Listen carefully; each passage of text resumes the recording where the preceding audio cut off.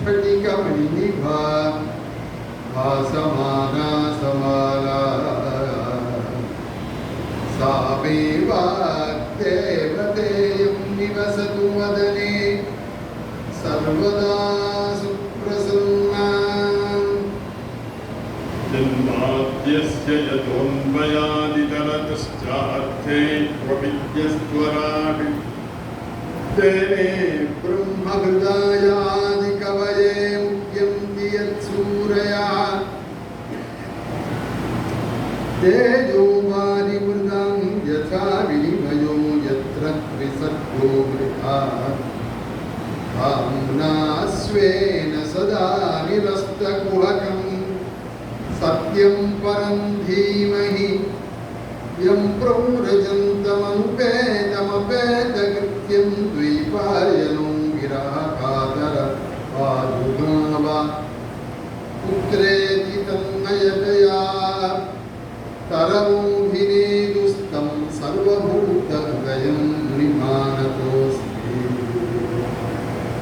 कृष्णाय वासुदेवाय देवकीनन्दनाय च नन्दगोपकुमाराय गोविन्दाय नमो नमः नमः पङ्कजनाभाय नमः पङ्कजमालिने नमः पङ्कजनेत्राय नमस्ते पङ्कजाय फलके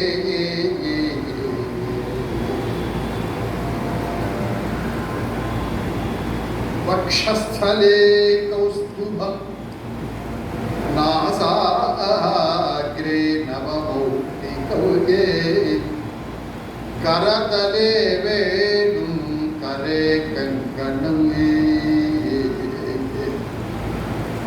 सर्वाङ्गे हरिचन्दनं च विलसत्कण्ठे च मुक्तावलिं गोपस्त्री परिवेष्टिता विजयते गोपालचूडामणि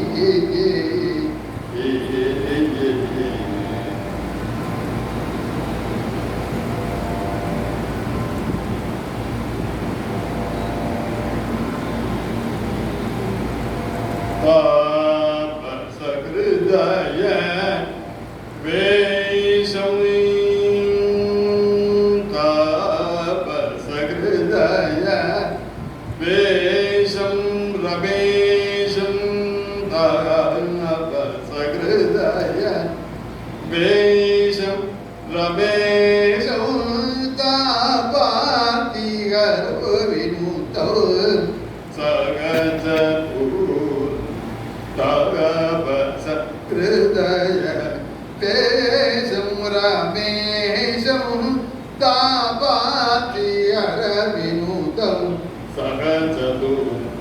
गोपालं कौस्तुभमणिपुङ्गं कंसहनं गाम्भीर्यमृदुभागम् अपराजितमनन्तवेदकोशममरेशकुण्डं मुरुगसन्दोहगन्दोऽपिका मनोरथुरे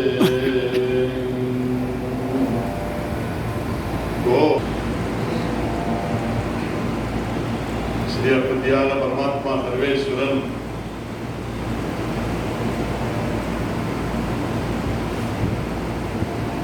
பரமபதம்னு சொல்லக்கூடிய உயர்ந்த ஸ்தானத்துல பிரகாசிக்கிறார்.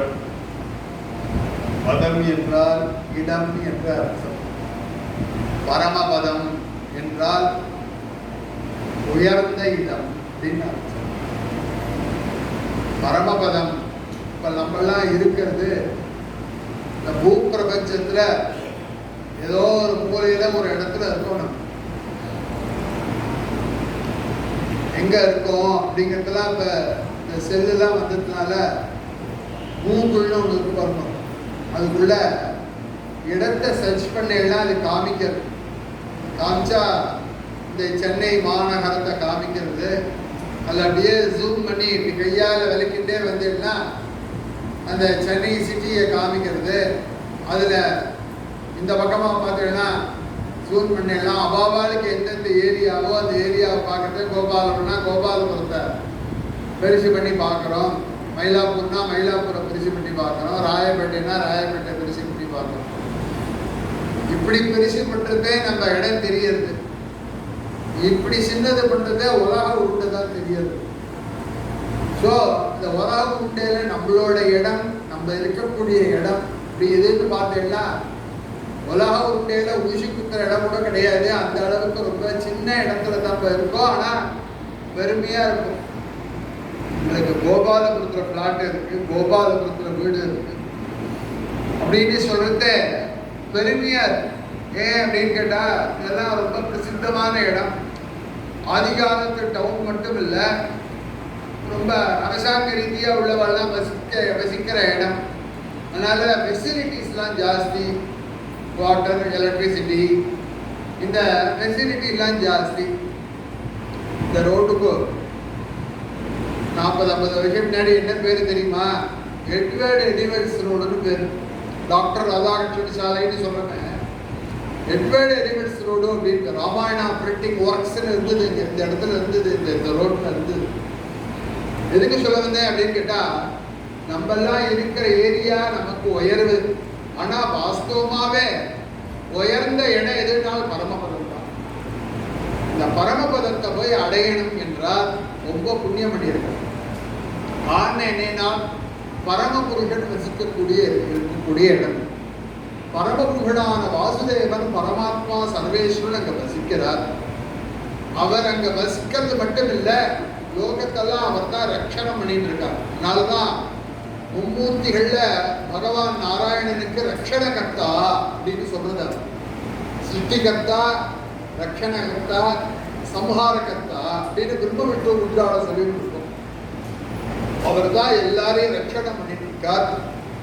ரட்சணம் பண்றதோடு மட்டும் இல்லாம அவருடைய திவ்ய சரித்திரங்கள் எல்லாம் நமக்கு கொடுத்துருக்கார்.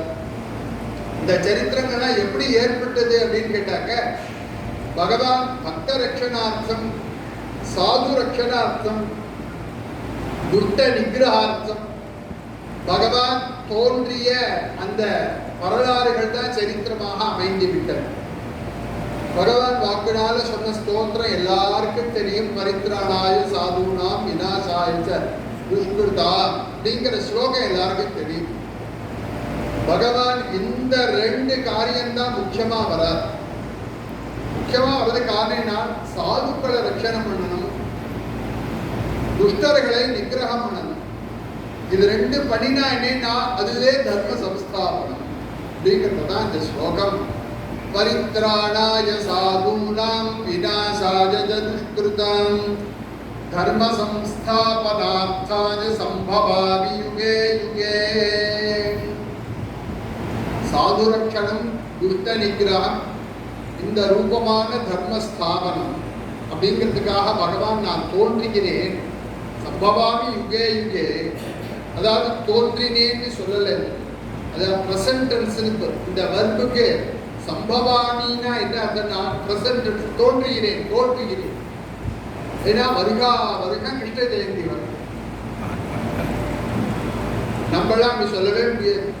நம்ம டேட் ஆஃப் பர்த் தாண்டியாச்சுன்னு சொல்லுவாங்களேன், அதுக்கப்புறம் தோன்றினேன்னு தான் சொல்ல முடியும். அப்புறம் இருக்கேன்னு வேணா சொல்லலாமே தவிர தோன்றுகிறேன்னு நம்மளால சொல்ல முடியாது. ஏன் அப்படின்னா அது அசம்பவம்னு பேரு சம்ஸ்கிருதத்தில். எப்போதைக்கு நீ பிறந்து 1 நாள் ஆயிடுதோ அப்ப என்ன ஆச்சுன்னா தோன்றிய கணக்குல அது என்னது அப்படின்னு கேட்டாக்க மாஸ்டர்ஸ்ல போயிட்டு ப்ரெசன்ட்ல கிடையவே கிடையாது. அதோடு கூட போனாலும் அப்படிதான். போனாலும் என்ன ஆச்சு அப்படின்னு கேட்டா தமிழ்லாம் சொல்லுவா, இன்னைக்கு போனா நாளைக்கு 2 நாள் அப்படின்னு சொல்லுவா. தமிழ் ஒரு வசனம்னு சொல்லுவான்னு கேட்டா அதுக்கு காரணம் என்னன்னு கேட்டா, நீங்க அவளுக்கு சம்ஸ்காரம் பண்றதோ பண்ணலையோ, இந்த சம்ஸ்காரம் பண்ற குழந்தைகள்லாம் விதேசத்துல வந்து சேர்ந்தாலோ இல்லையோ அதெல்லாம் தெரியாது.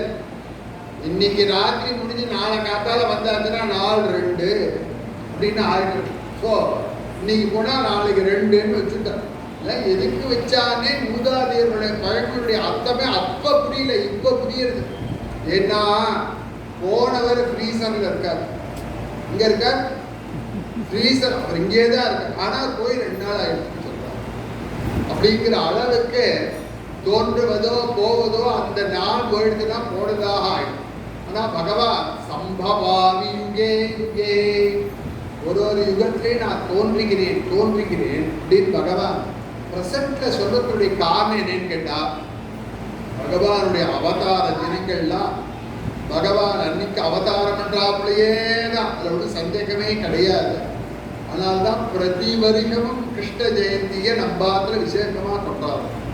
கிருஷ்ணன் பிறக்கிறாப்புலையே நம்பாத்து சொல்ல போனா ஆபீஸ்லேருந்து உள்ள வராப்புலையே, வெளியில அலுவல் வேலை முடிஞ்சுட்டு வெளியில போனவா உள்ள வராப்புலையே, காலில் நின்று வந்தா எப்படி அவ நடந்து வந்த சித்தடிக்கு தெரியுமோ அந்த மாதிரியே பகவான் கிருஷ்ணாவதாரம் பண்ணின எம்பெருமானுடைய சித்தடியை ஆத்துல கொண்டு இந்த பூஜா அலமாரி பரியத்தை கொண்டு வந்து இந்த சித்தடியை வைத்து, அப்புறம் கிருஷ்ணனுக்கு வேண்டிய அந்த அவருக்குள்ள இந்த பட்சணங்கள்லாம் பண்ணி வச்சு, அவருக்கே பிரியமாக உடைய வெண்ணெய், பால், தயிர், அவல் இதெல்லாம் பக்கத்துல வச்சு இந்த பகவானுடைய அவதார தினத்தை விசேஷமாக கொண்டாடுகிறோம். எப்பயோ பகவான் துவாபர யுகத்துல அவதாரம் பண்ணால் யுகமே மாறி போயிடும். இப்ப கலியுகம் நடக்கிறது. கிருஷ்ணாவதாரம் பண்ணின யுகம் பகவான் துவாபர யுகத்துல அவதாரம் பண்ணினார் அப்படின்னு சொல்றோம். பகவான் எப்ப வைகுண்டம் போனாலும் அப்பவே துவாபர யுகம் முடிஞ்சு போயிடுத்து, கலியுகம் வந்தாச்சு அப்படின்னா பாகவத ஆரம்பத்தெல்லாம் சொல்லப்படும். இருந்தாலும் பகவான் சம்பவாமி யுகே யுகே அப்படின்னு சொன்னதுனால இன்றும் பிரதிவருகமும் அந்த ஆவணி ரோகிணியில இந்த ஸ்ராவண மாசத்துல கிருஷ்ணபக்ஷத்துல அஷ்டமி திதியில கிருஷ்ணாவதாரம் பண்றாமலேயே ஒரு பாவனை மட்டும் இல்லை, அவதார தினம் ராத்திரி. இன்னும் சில திவ்ய தேசங்கள் எல்லாம் ராத்திரி 12 மணி பரியந்தம் முழிச்சுட்டு இருந்து கிருஷ்ணாவதாரம் பாராயணம் பண்ணி உபன்யாசம் பண்ணி 12 மணி அடிச்ச உடனே மணி அடிச்சு சுவாமிக்கு தீபாராதனை பண்ணி இன்னைக்கு திவ்ய தேசங்கள்ல இன்னைக்கு நம்ம தஞ்சாவூர் ஜில்லால வரவூர்னு ஒரு க்ஷேத்திரம் இருக்கு, கேள்விப்பட்டிருக்கலாம்னு நினைக்கிறேன். நாராயண தீர்த்தர் அப்படிங்கிற மகான் அந்த ஊர்ல கிருஷ்ணலீலா தரங்கிணி அப்படின்னு பண்ணினது மட்டும் இல்ல, பகவான் அங்க உள்ள ஸ்ரீனிவாசன் நர்த்தனமே ஆடினார் அப்படின்னு தாளம்பொத்தி ஆஞ்சநேயர்னு ஒரு இடம் இருக்காங்க. பகவான் நர்த்தனம் பண்றத வந்து அவர் சரங்க ஒளி கேட்கறத இவர் தாளம் போட்டார், அதனால தாளம்பொத்தி ஆஞ்சநேயர் அப்படின்னு காமிக்கிறார். அதாவது குருவாயூருக்கும் வரவூருக்கும் என்ன வித்தியாசம் அப்படின்னு கேட்டா, குருவாயூர்ல பகவான குருவாயூரப்பனை பார்த்தே நாராயண பட்டத்திரி நாராயணியத்தை பண்ணினார். இன்னும் சொல்ல போனா ராசக்கிரீடையெல்லாம் நான் பார்த்துதான் எழுதுவேன்னு சொன்னார்னு கூட சொல்லுவார்கள். இப்ப பெரியவா அனந்தராமதி சொல்வாள் உபன்யாசத்துல அந்த ஓலச்சோடியை எழுத்தாடியை வைத்து விட்டார் நாராயண பட்டத்திரி. என்ன குருவாயூரப்பா நீ இந்த கோபிகைகளோட ராசக்கிரீடை பண்ணினியாமே, அதை நான் பார்த்து தான் எழுதுவேன் அப்படின்னு கீழே வச்சுட்டார். ஆனா கலியுகம் நாராயண பட்டத்திரி வாழ்ந்த காலம் இருக்குது இதுன்னு கேட்டா கலியுகம். எப்ப வாழ்ந்தார் அப்படிங்கிறதே அவர் வச்சிருக்கார். அவர் எங்க வச்சிருக்கார் அப்படின்னு கேட்டாக்க நாராயணியத்துல வச்சிருக்கார். நாராயணியம் பூரா பாராயணம் பண்ணி பார்த்துருக்கோம். அதுல எங்க அவருடைய காலங்கள்லாம் எங்க சொல்லப்பட்டிருக்கு அப்படின்னு கேட்டா, நாராயணியம் பாராயணம் பண்ணவாளுக்கு தெரியும். முதல்ல ஆரம்பம் சாந்திரானந்தாவ போதாத்மகம் அப்படின்னு, கடைசி பூர்த்தி என்னன்னா ஆயுர் ஆரோக்கிய சௌக்கியம் இதமிஹ குருதாம். ஆயுர் ஆரோக்கிய சௌக்கியம், ஆயுர் ஆரோக்கிய சௌக்கியம் அப்படின்னு வச்சிருக்கார் கடைசியில்.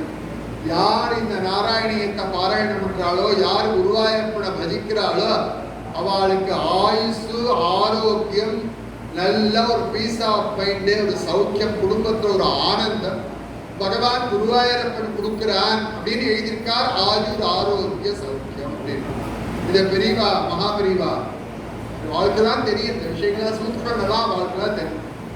நாராயண பட்டத்திரி ஆயுர் ஆரோக்கிய சௌக்கியம்னு பூர்த்தி பண்ணதுல ஒரு விஷயம் வச்சிருக்கார் அப்படின்னா மகாபெரிவா. எல்லாரும் கேட்டா என்னன்னு கேட்டா, ஹிந்தில லெட்டர் போடுறதுன்னு ஹிந்தி இல்லாமல் எதுக்காக சொல்றேன்னு கேட்டால் இப்போ எழுதுகிற வேலையை குறைஞ்சி போயிடுது, எல்லாமே டைப் பண்ணி அனுப்பக்கூடிய சூழ்நிலையாக போயிடுது. இது பேங்க்லையான செக்கை எழுதி கொடுத்துருக்கோம், இப்போ அதுக்கு வேலை கிடையாது. ஒன்று இங்கே இருந்துச்சுன்னா அங்கே போய் உயர்ந்து பணம் போய் உயர்ந்து எல்லாரும் எழுத வேண்டும். அநேகமாக பார்த்தா டாக்குமெண்ட்ல கைத்து போடுறது தான் இருக்குமோன்னு நினைக்கிறேன். நான் அதை மட்டும் மாற்ற மாட்டான்னு நினைக்கிறேன். அது சில காரணத்தினால, அது சில காரணங்கள்னால மட்டும் அந்த ரிஜிஸ்ட்ரேஷன் வச்சு அந்த சப்ரிஸ்டார் கைத்தாவில் போய் சைன் போடுறத வந்து மாற்ற முடியாதுன்னு நினைச்சிட்டு இருக்கேன் நான். இது எதுக்காக சொல்ல வந்தேன் அப்படின்னு கேட்டாக்க, லெட்டர் எழுதினா முன்னெல்லாம் புள்ளியாரிஷி ஸ்ரீராமஜெயம் இதே மாதிரியாக க்ஷேமம் அப்புறம் ஊரு தேதி அப்படிலாம் போட்டுட்டு மகாராஜதாசி அவர்கள் அன்புள்ள அவர்களுக்கெல்லாம் எழுதிட்டு விஷயங்கள்லாம் எழுதி கொடுத்துட்டு மற்றவை நேரில் அப்படின்லாம் போட்டுட்டு கடைசியில் அநேக நமஸ்காரம் ஆசீர்வாதம் இப்படிக்கு சங்கரராம தீட்சிதர் அப்படின்னு கழித்து போட்டு என்ன பண்ணுவான்னு கேட்டா என்ன டயத்தில் எழுதினுமோ அதை போடுவான். இப்போ வந்து 7:10 PM அப்படின்னு போட்டு வச்சிருப்பாரு. 7:10 PM அப்படின்னு கைது போடுவான். ஏன்னு கேட்டா அந்த எழுதின டயம் கூட அவளுக்கு தெரிகிறாப்புல அவள் பண்ணுவாள். அப்படி எதுக்கு சொல்ல வந்தேன்னு கேட்டா, அந்த மாதிரியா எழுதினவா எப்படி கடைசியில தேதி டயத்தை போடுவாளோ அந்த மாதிரி அவர் என்ன பண்ணியிருக்கார் அப்படின்னா, ஆயுள் ஆரோக்கிய சௌக்கியங்கிறது கூட ஒரு தேதியை வச்சிருக்கார். மகாபிரிவா சொன்னா ஆயுள் ஆரோக்கிய சௌக்கியத்துல தேதியை வச்சிருக்கார். ஏன் ஆயுர் ஆரோக்கியம்னா இருக்க நாட்டில் சமஸ்கிருதத்தில் நியூமராலஜி உண்டு. இந்த எழுத்துக்களுக்கெல்லாம் நம்பர் உண்டு.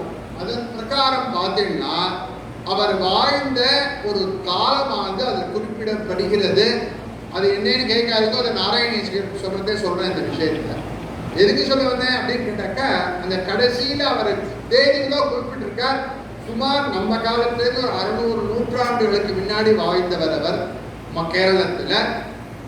அது ஒரு வியாதி வந்து ஆத்தோ ஜித்யாசு ரத்தாத்தேன் கீதாச்சாரியன்னு சொல்றாப்புல ஒரு பெராட்டிக்கு முடக்குவாதம் ஏற்பட்டு அதுக்காக குருவாயூரப்பனுடைய சந்நிதியில் போய் பஜனை வந்து நாராயணியம் பண்ணி கடைசியில பூர்த்தி பண்ற சமயத்துல இந்த தேதியை குறிப்பிட்டவர்.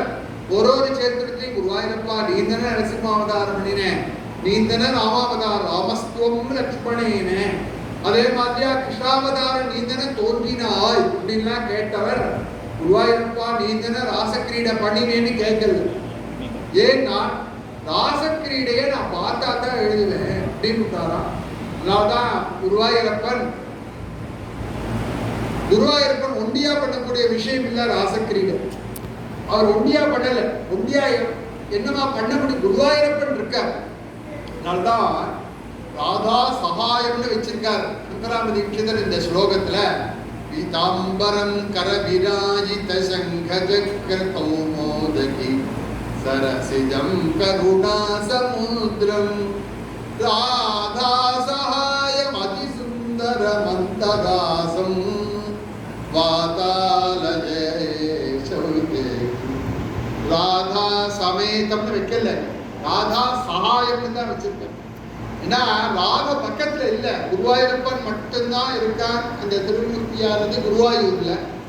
இப்ப அவர் பார்த்துதான் எழுதுவேன்னு குருவாயூரப்பன் என்ன பண்ணார், உபனிஷத்துக்கள் எல்லா 1008 உபனிஷத்துக்களையும் கோபிகைகளாக வர சொல்லி அந்த உபனிஷத் சுந்தரி மண்டலைச்சேங்கிறார். கடைசியில அக்ரே பஷ்யாமி தேஜஹ அந்த கடைசியில சொல்றாரு சுந்தரி மண்டலைச்ச அப்படின்னு சொல்றாரு அல்லவா.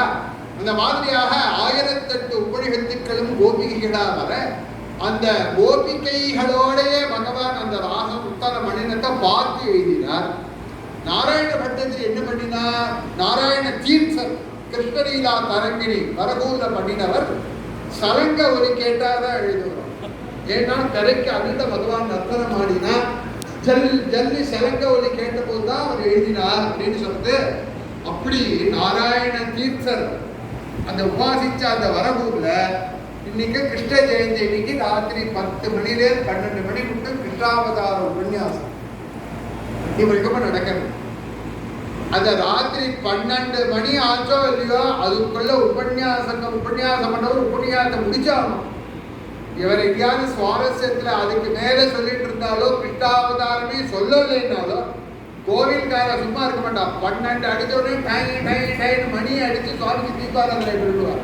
ஏன்னா இவர் சொன்னாலும் சொல்லாட்டாலும் பகவான் அவதாரம் பண்ணியாச்சு. 12வது மணிக்கு ராத்திரி 12 நிஷீதே தம உத்பூதே ஜாயமானே ஜனார்தனே தேவக்யாம் தேவரூபிண்யாம் விஷ்ணு சர்வகுஹாசயः ஆவிராசீத் யதா ப்ராச்யாம் திசீந்துரிவ புஷ்கலகாः தமத்புதம் பாலகமம்புஜேக்ஷணம் சதுர்புஜம் சங்ககதாயுதாயுதவே ஸ்ரீவத்ஸலக்ஷ்மம் கடசோபிகௌஸ்துபம் பீதாம்பரம் சாந்திரபயோதசௌபகம் மகாரிகமைடூர்ய கிரீட குண்டலத்விஷா பரிஷ்வக்த சஹஸ்ரகுந்தளே உத்தாம காஞ்சங்கத கங்கணாதிபி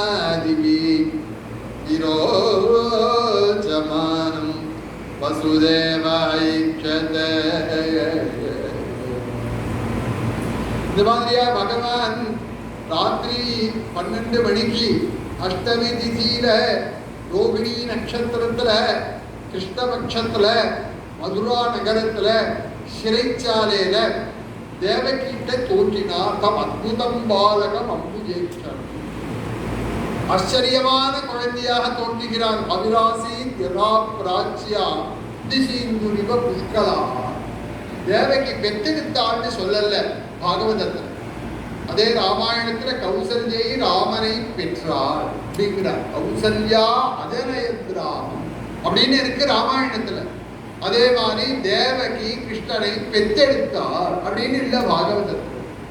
தேவக்கியா ஆவிராசி தேவகிட்ட தோன்றினான் அப்படின்னார் பகவான்.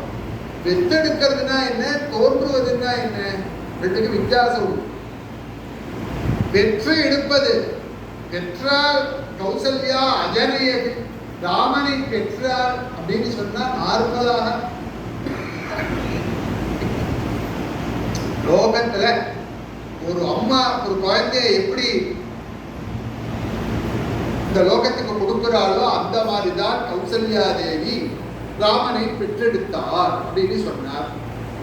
அப்ப ராமாவதாரம் பண்ண பரம்பொருள் வேறையா, கிருஷ்ணாவதாரம் பண்ண பரம்பொருள் வேறையா அப்படின்னா கிடையாது. ரெண்டுமே பகவான் நாராயணன் தான், மகாவிஷ்ணு தான். அப்படி இருக்கிற ஒரு அவதாரத்துல பார்த்தீங்கன்னா கௌசல்யை பெற்றாள்னு சொல்லுவாரு, இன்னொரு அவதாரத்துல தேவகீட்ட தோன்றினான்னு சொல்லுவாரு. காரணம் என்ன அப்படின்னாக்க ராமாவதாரம் பூராவும் மனுஷியனாகவே காமிச்ச அவதாரம் ராமாவதாரம். தான் மனுஷன்னே காமிச்சார். இன்னும் சொல்ல போனா தேவர்களே ராமனை மீட் பண்றார்கள். ராவண வத ஆனவன் தேவகாரியார்த்தமா தானே பகவான் ராமாவதாரம் பண்ணினார். நிர்வாணை ரத்தியமானாங்கிற நாராயண கட்டத்திரி தேவர்களால பிரார்த்திக்கப்படுகிறார். ராவணனுடைய உபதிரவம் தாங்கல்ல சுவாமினே, நீங்க தான் அவதாரம் பண்ண வேண்டும் அப்படின்னு பிரார்த்தனை பண்ணிதான் பகவான் தோன்றி இருக்கிறார். அப்ப தேவர்களுடைய பிரார்த்தனை நிறைவேற்றி விட்டான். அந்த தசகண்டனை வதம் பண்ணி விட்டான்.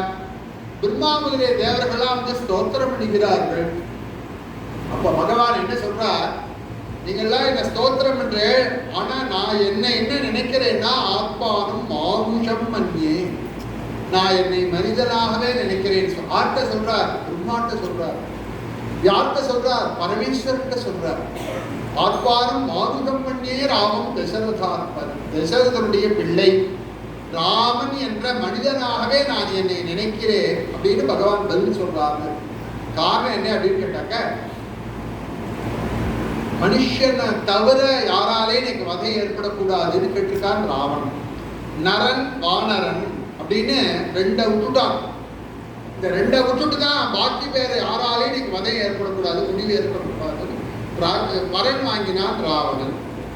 பகவான் என்ன பண்ணா, இவா 2 பேரை நீ குட்டியோட இவா 2 பேராலேயே உனக்கு முடிவை ஏற்படுத்துறேன் அப்படின்னா வானரங்களை சகாயமா வச்சுட்டு பகவான் மனுஷாவதாரம் பண்ணி ராவணன் நிற்கிறான். அப்படா தேவர்கள்லாம் வந்து நீர் மகாவிஷ்ணு, நீர் நாராயணன், நீர் பரமாத்மான்னு சொல்லும் போதோ ஓ அப்படியா அப்படின்னு பகவான் அதை அங்கீகரித்தார் என்றால் வரத்துக்கு லோகம் வந்துவிடும். அதோடு கூட ஒரு மனிதனாக எப்படி வாழ வேண்டுமோ அந்த மாதிரியே தன்னுடைய கதையை அமைத்து வைத்தார் பகவான் பாவாவதாரம்.